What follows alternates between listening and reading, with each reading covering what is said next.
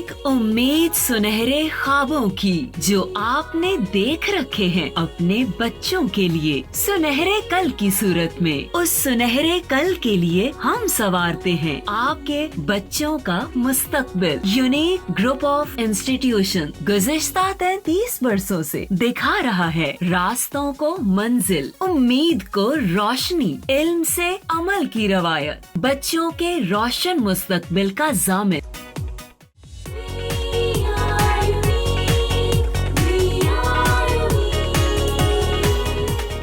बिस्मिल्लाहिर्रहमानिर्रहीम, अस्सलाम वालेकुम। आज इनका जो लेक्चर है हमारा, इसको पहले हम थोड़ा सा रिव्यू कर लेते हैं। प्रीवियस लेक्चर में हमने जो टॉपिक शुरू किया था दैट वाज इवेपोरेशन। आज हम जो पढ़ेंगे नया जो है that is factors affecting the process of evaporation. लेकिन इससे पहले हम जो पढ़ चुके हैं उसको थोड़ा सा रिवाइज़ कर लेते हैं, रिव्यू कर लेते हैं, उसके बाद हम आगे मूव करेंगे। So process of evaporation,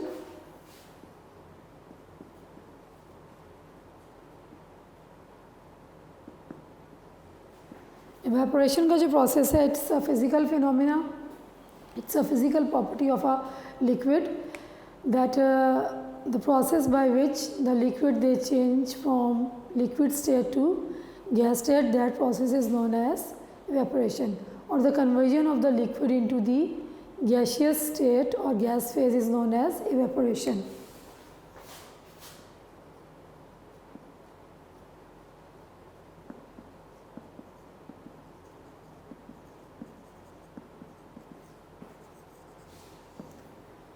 This process is opposite to the condensation, और कंडेंसेशन क्या होता है? द कन्वर्जन ऑफ वेपर्स और gas into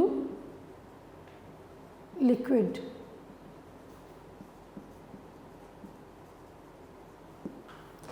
This is known as condensation. Now this process, the process of evaporation is endothermic process.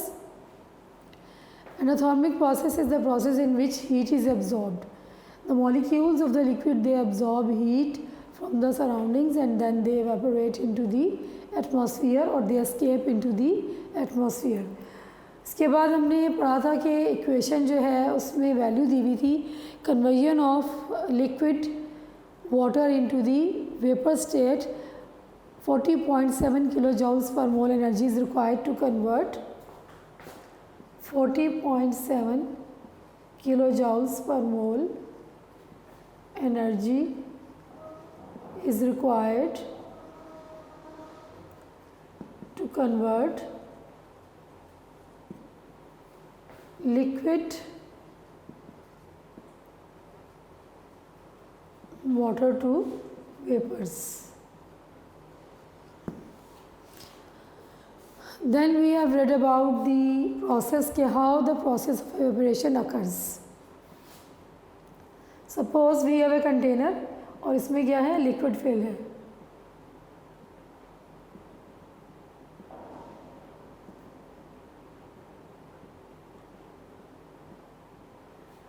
अब जब हमने इसका start किया था तो उसमें हमने लिक्विड का जो इंट्रोडक्शन था चैप्टर का, उसमें हमने पढ़ा था कि जो लिक्विड के मॉलिक्यूल्स जो होते हैं they are comparatively closer as compare to that of the gaseous state and they have strong intermolecular forces of attraction as compare to the gases, but they are in a continuous state of motion. क्या होते हैं कि molecules जो होते हैं they are continuously moving.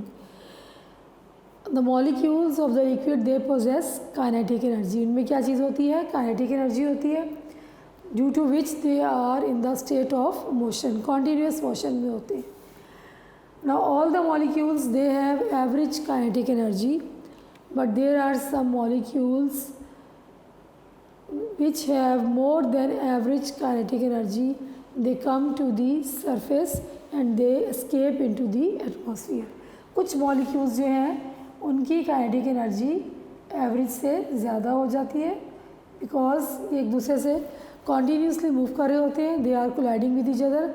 Jin molecules की kinetic energy average kinetic energy से ज़्यादा होगी वो सरफेस पे आएंगे and they start escaping into the atmosphere, और इसको हम क्या कहते हैं, इवेपोरेशन।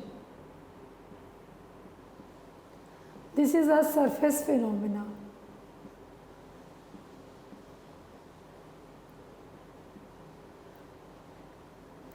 मॉलिक्यूल्स जो हैं वो सरफेस पे आकर इसके जो जिनकी मॉलिक्यूल्स की काइनेटिक एनर्जी बाकी मॉलिक्यूल से ज़्यादा हो जाएगी, दे कम टू दी सरफेस, बिल्कुल ऊपर वाली लेयर पे आएंगे and they start escaping into the atmosphere, और वो एटमॉस्फेयर में जाना शुरू कर देंगे। इसलिए हम इसको कहते हैं सरफेस फिनोमेना, क्योंकि एवेपोरेशन का प्रोसेस जो है वो सरफेस से होता है। डीपली जो अगर हम लिक्विड के नीचे अंदर जाएँ तो वहाँ से नहीं होगा। मॉलिक्यूल्स जो सरफेस पे आएंगे, और सरफेस पे कौन से मॉलिक्यूल्स आएंगे, जिनकी kinetic energy average kinetic energy से ज़्यादा होगी, they come to the surface and start escaping into the atmosphere. Now temperature क्या होता है कि the process of evaporation it occurs at all temperature. Evaporation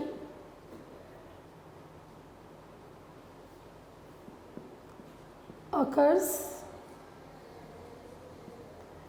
at all temperatures.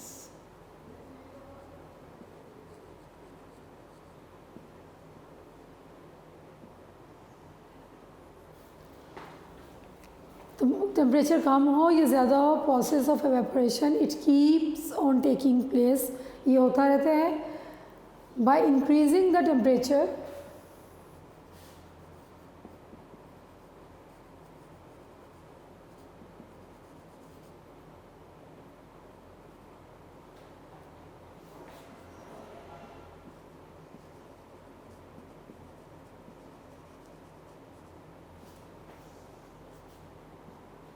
evaporation is increased.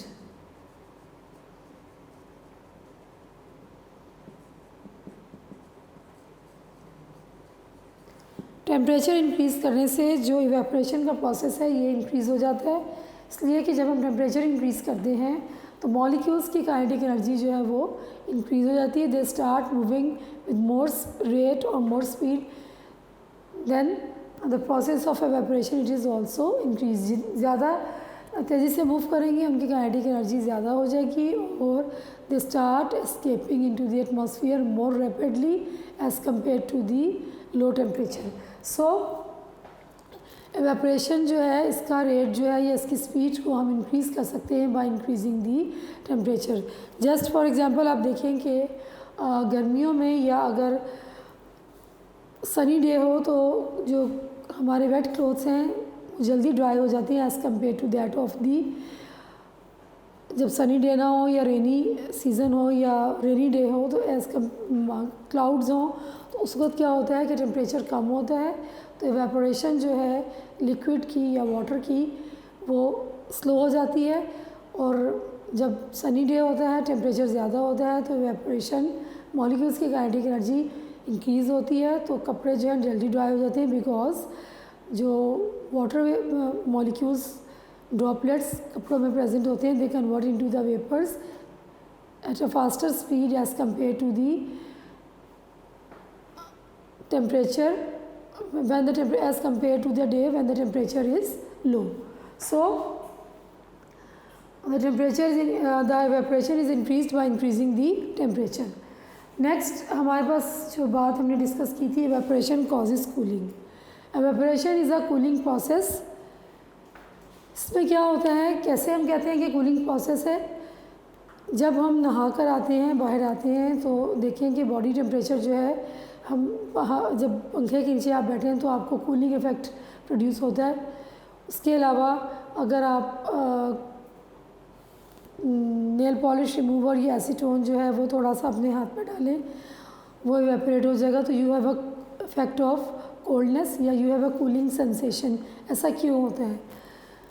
जब liquid जो है इट स्टार्ट्स एवेपोरेटिंग, वो evaporation उसकी start होती है तो क्या होता है कि मॉलिक्यूल्स जो होते हैं जो एस्केप होते हैं एटमॉस्फेयर में, वो काइनेटिक एनर्जी उनकी इंक्रीज़ होती है, they absorb the temperature from the, वो उनकी काइनेटिक एनर्जी कैसे इंक्रीज़ होती है कि वो टेम्परेचर जो सराउंडिंग्स में मॉलिक्यूल्स होते हैं उनसे कोलाइड करते हैं, एक उस तरह से होती है, और दूसरा ये कि वो टेम्परेचर जो है उनकी हीट जो है एब्जॉर्ब करते हैं and they come to the surface और वह एस्केप होना शुरू हो जाते हैं एटमॉस्फेयर में। एज ए रिज़ल्ट क्या होता है कि जो मॉलिक्यूल्स रह जाते हैं उनका टेम्परेचर कम हो जाता है। वो क्या करते हैं, they absorb the heat energy from the surroundings, जहाँ कंटेनर में होंगे या हमारी बॉडी पे प्रेजेंट है, they absorb the energy from the surroundings.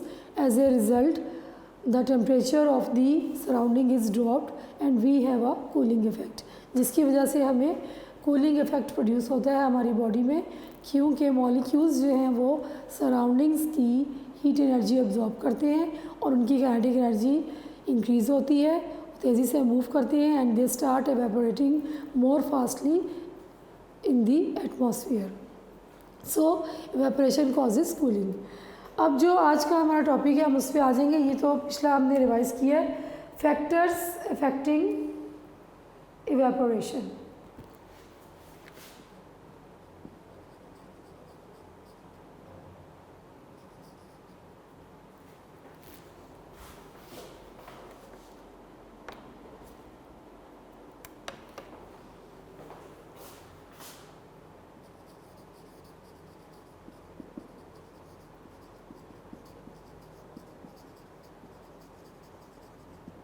Now evaporation, it depends upon the following factors. Number 1, surface area.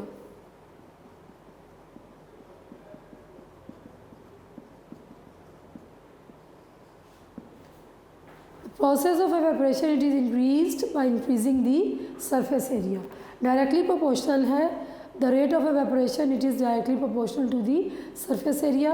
अगर surface area increase करेंगे तो रेट ऑफ एवेपोरेशन इंक्रीज़ हो जाएगा, अगर सरफेस एरिया कम होगा तो रेट ऑफ एवेपोरेशन जो है वो it will be decreased. So rate of evaporation is increased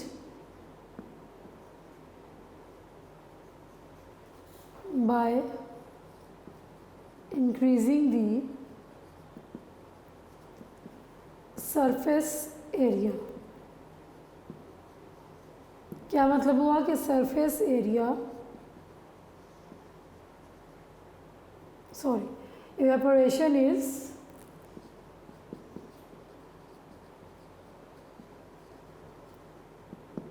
directly proportional to surface area. अगर हम सरफेस एरिया बढ़ा देंगे तो इवेपोरेशन का प्रोसेस इंक्रीज़ हो जाएगा, अगर हम सरफेस एरिया कम कर देंगे तो इवेपोरेशन का प्रोसेस डिक्रीज़ हो जाएगा। For example, if you want to cool the tea quickly, हम उसको कप में से सॉसर में डाल लेते हैं। If you pour it in the saucer it will be cooled fastly as compare to when it is present in the cup. Cup में क्या होता है कि सरफेस एरिया कम होता है, और अगर हम जल्दी इसको पीना चाह रहे हैं ठंडा करके तो उसको अगर हम सॉसर में डाल दें सरफेस एरिया इंक्रीज़ हो जाएगा। लिक्विड जो है it starts evaporating at a faster rate और it will be cooled quickly as compare to that of the when it is present in the small surface area. So rate of evaporation is increased by increasing the surface area. Directly proportional हो गया। Second जो factor है upon which the evaporation it depends temperature. ये हमने पहले भी discuss किया।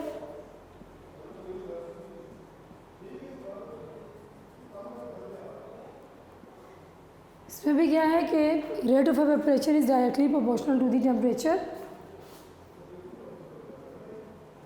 Simply आप ये इक्वेशंस जो मैं यहाँ पे लिख रही हूँ इसको नोट कर लें तो it will be easier for you to learn.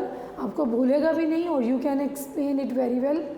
Directly proportional का मतलब ये होता है कि एक चीज़ हम बढ़ाएंगे तो दूसरी चीज़ भी बढ़ जाएगी, और अगर हम एक चीज़ कम करेंगे तो दूसरी भी कम हो जाएगी।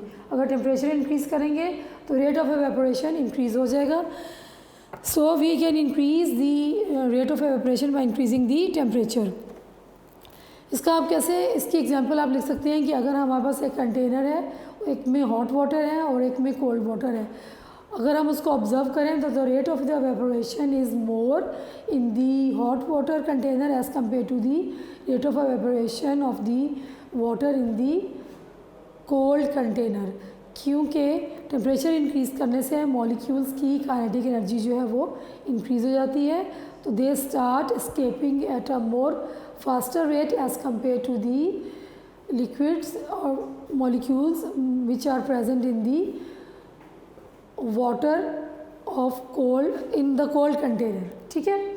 सो we can increase the evaporation by increasing the temperature. Temperature increase करने से क्या होता है कि काइनेटिक एनर्जी जो है मॉलिक्यूल्स की इंक्रीज़ हो जाती है और वो ज़्यादा तेज़ी से एस्केप करना शुरू करते हैं, they come to the surface, और उनका जो एस्केप है it will be more as compare to the molecules which are present in the liquid at a cold state.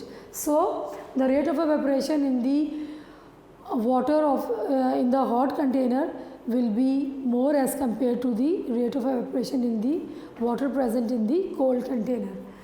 Then third जो factor है that is intermolecular forces.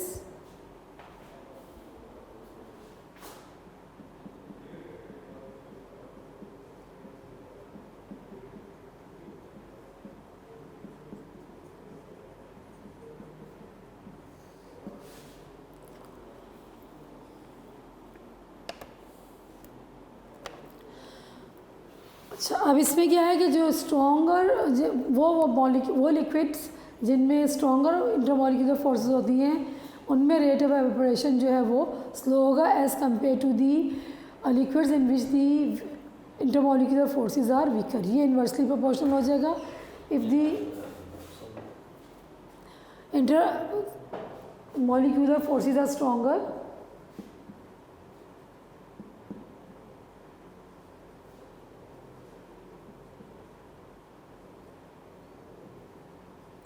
are stronger,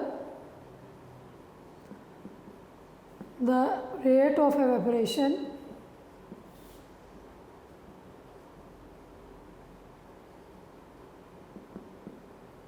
will be less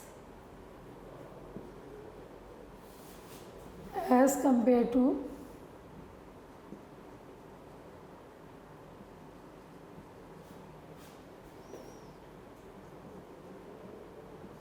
the liquid which has weak intermolecular forces.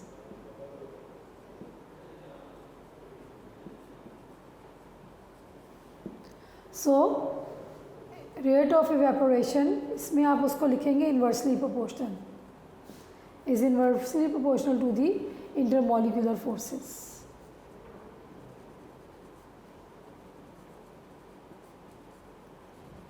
Intermolecular forces जो हैं strong होंगी तो rate of evaporation जो है वो कम होगा, और अगर इंटरमॉलिक्यूलर फोर्सेस वीक होंगी तो रेट ऑफ एवेपोरेशन ज़्यादा होगा, क्योंकि वीक फोर्सेस जो हैं मॉलिक्यूल्स जो हैं क्या करेंगे कि they move with they easily separate apart and they will move to faster rate as compare to the liquids which have strong intermolecular forces. इसमें एग्जांपल जो है कि अल्कोहल जो है इवेपोरेट्स फास्टर देन वाटर।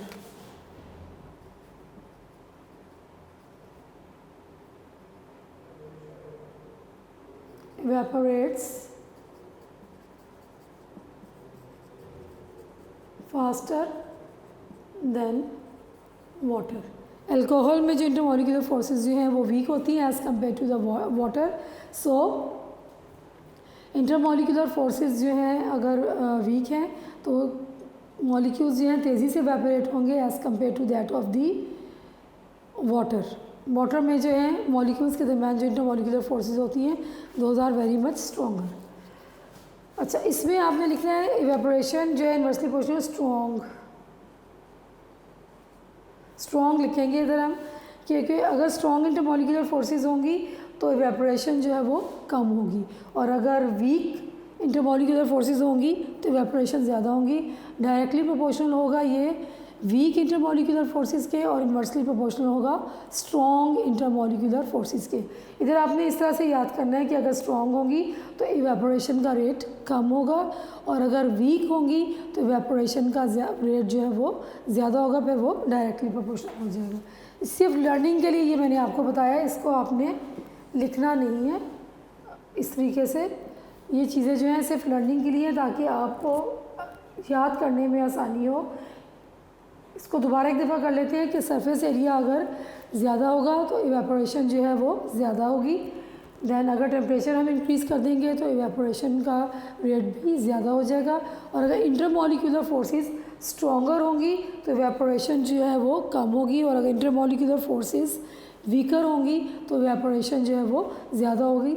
ये आपने अपनी लर्निंग के आसान बनाने के लिए इसको ऐसे करना है, बाकी लिखेंगे आप वैसे जैसे कि आपकी बुक में बताया गया है।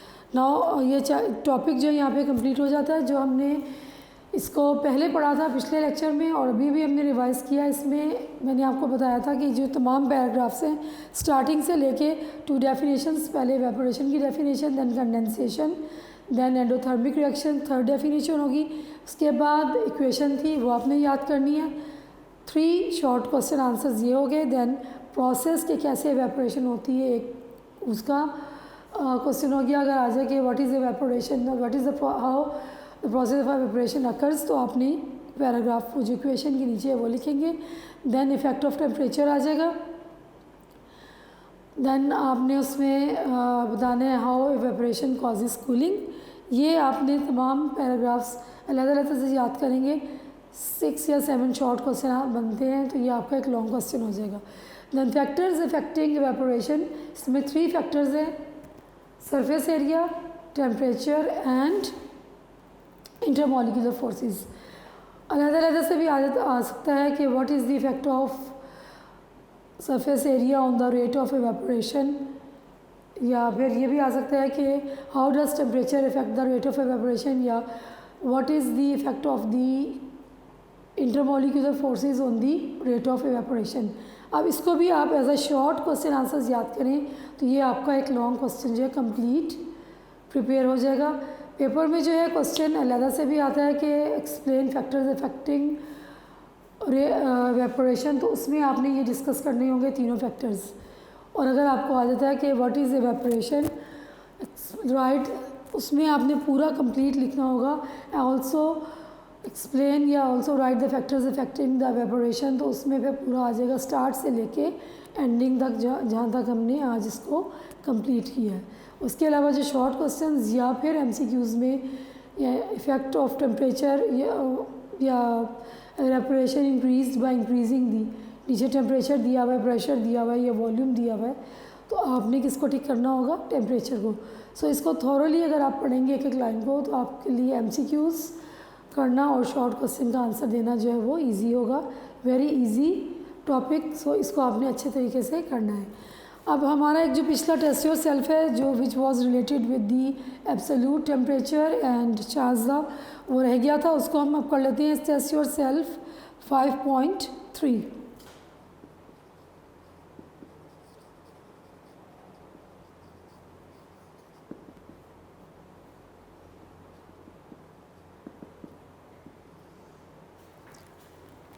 Question number 1.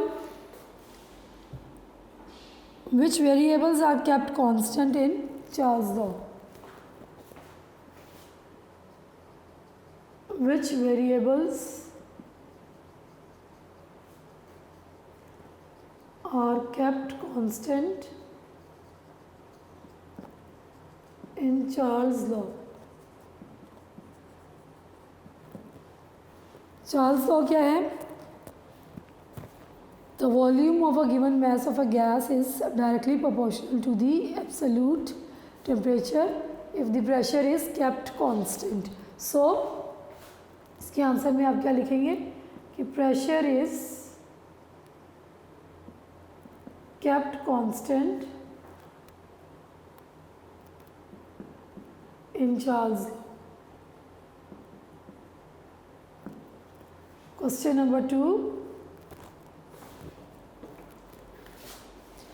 Why does volume of a gas decrease with increase of pressure? Why does volume of gas decrease with increase of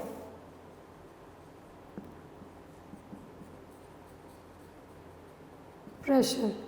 boys law में हमने क्या पढ़ा था कि the volume of a given mass of a gas is inversely proportional to its pressure if the temperature is kept constant.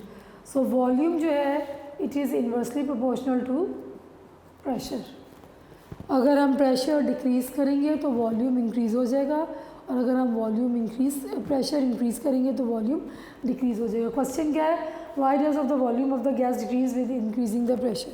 अगर हम pressure बढ़ाएंगे तो वॉल्यूम जो है वो डिक्रीज़ हो जाएगा, और इसका रीज़न क्या है, एक कंटेनर है, इसके अंदर जो है गैस फिल है,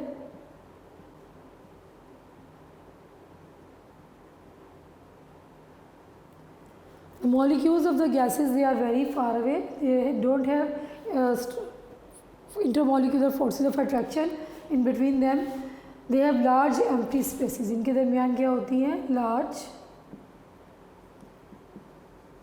empty spaces. When pressure is applied, तो क्या होता है कि जब प्रेशर अप्लाई किया जाता है तो मॉलिक्यूल्स जो हैं एक दूसरे के करीब आ जाते हैं, तो इनका वॉल्यूम जो है वो डिक्रीज़ हो जाता है. मॉलिक्यूल्स एक दूसरे के करीब कैसे आते हैं, because they have large empty spaces between them. So when pressure is applied the volume is decreased. जब प्रेशर को हम बढ़ाएंगे तो वॉल्यूम क्या होगा, डिक्रीज़ हो जाएगा.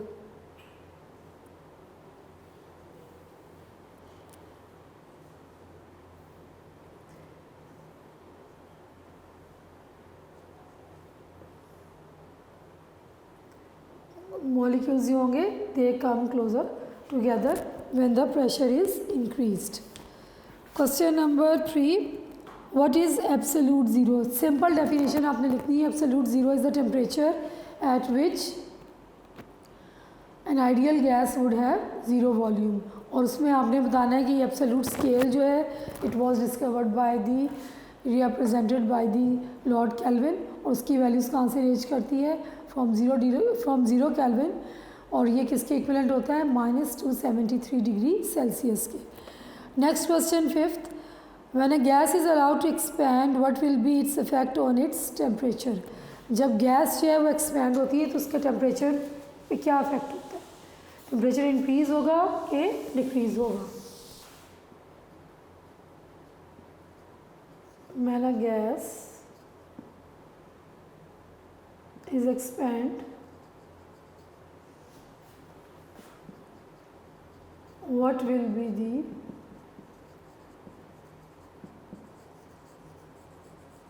effect on temperature. जब गैस को एक्सपैंड किया जाएगा तो टेम्परेचर पे क्या इफेक्ट होगा. एक्सपैंड मीन्स उसका वॉल्यूम इंक्रीज़ किया जाएगा, तो टेम्परेचर पे क्या इफेक्ट होगा. अब चार्ल्स लॉ में अभी हमने क्या पढ़ा है कि जब प्रेशर कांस्टेंट होता है तो वॉल्यूम और टेम्परेचर जो है वो they are inversely proportional to each other. अगर टेम्परेचर हमने इंक्रीज़ कर दिया है, अच्छा गैस इज़ एक्सपैंड का मतलब उसका वॉल्यूम बढ़ रहा है. जब उसका वॉल्यूम बढ़ेगा तो टेम्परेचर क्या हो जाएगा, टेम्परेचर विल बी डिक्रीज्ड. जैसे कि हमने पढ़ा है कि volume it is inversely proportional to temperature. So हमसे वो पूछा जा रहा है कि जब गैस को एक्सपैंड किया जाएगा तो टेम्परेचर पे क्या इफेक्ट होगा.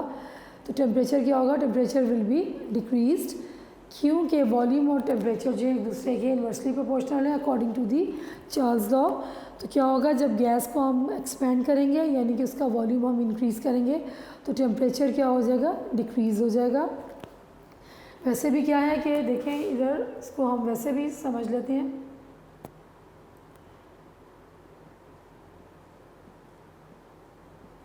जब इसका वॉल्यूम बढ़ा दिया गया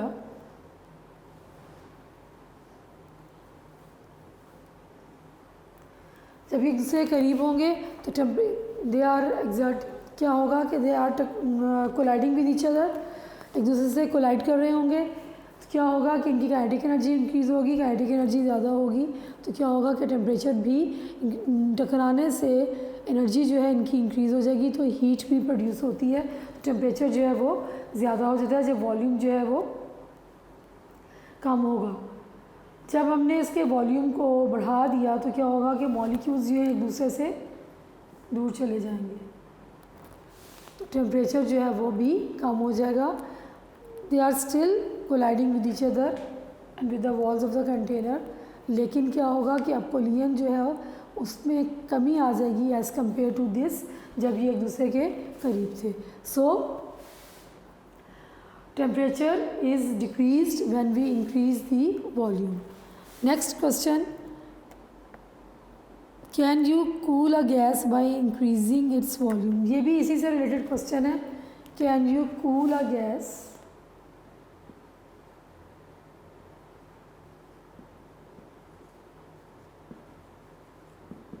by increasing its volume। क्या हम गैस को कूल कर सकते हैं? कूल मीन्स उसका टेम्परेचर हम कम कर सकते हैं अगर हम वॉल्यूम को इंक्रीज़ कर दें। तो अभी जो ये क्वेश्चन हमने ऊपर किया है, स्टाइल डिफरेंट है पूछने का, वो है वही चीज़ कि अगर हम वॉल्यूम बढ़ा देंगे तो क्या होगा, टेम्परेचर कम हो जाएगा। So we can cool a gas by increasing its volume. By increasing the volume, इसका आंसर यहाँ लिख लेते हैं, by increasing the volume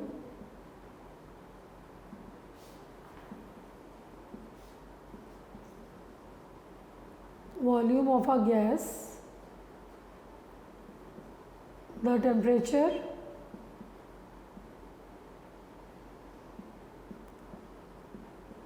is decreased, टेम्परेचर क्या हो जाएगा, कम हो जाएगा। सो in this way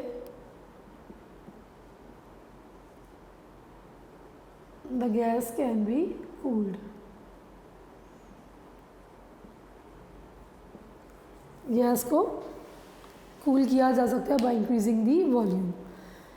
अच्छा, इसके बाद जो है पेज नंबर 83 पे डू यू नो है in which units body temperature is measured. This is important from board point of view. ये MCQs में आ चुका हुआ है बोर्ड में काफ़ी दफ़ा और पेपर्स में भी आता है, इसको हम डिस्कस कर लेते हैं।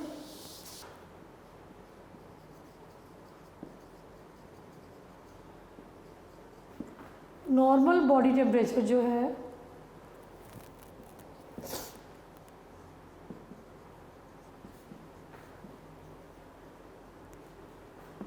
जो हम मेजर करते हैं नॉर्मली जो है, जो कॉमन यूज़ होता है स्केल, दैट इज़ फ़ारेनहाइट।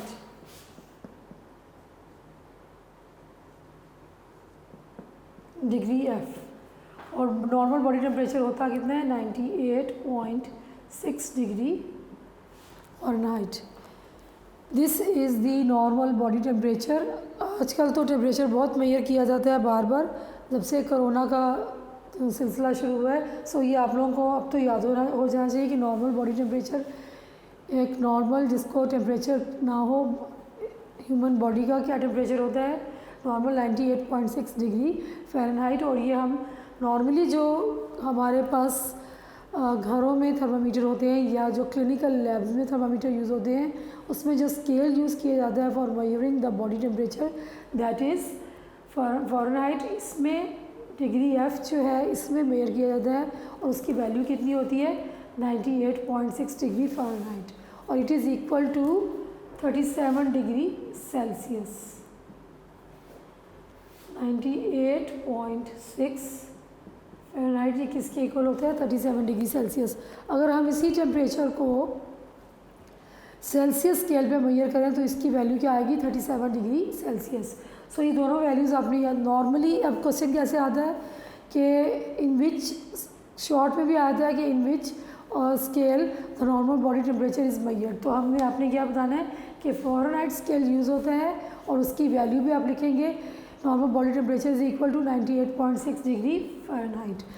अगर आपसे ये पूछा जाए कि जो नॉर्मल बॉडी टेम्परेचर जो है सेल्सियस में कितना होता है, तो उसकी वैल्यू क्या होती है, 37 डिग्री सेल्सियस। ये आपने याद रखना है।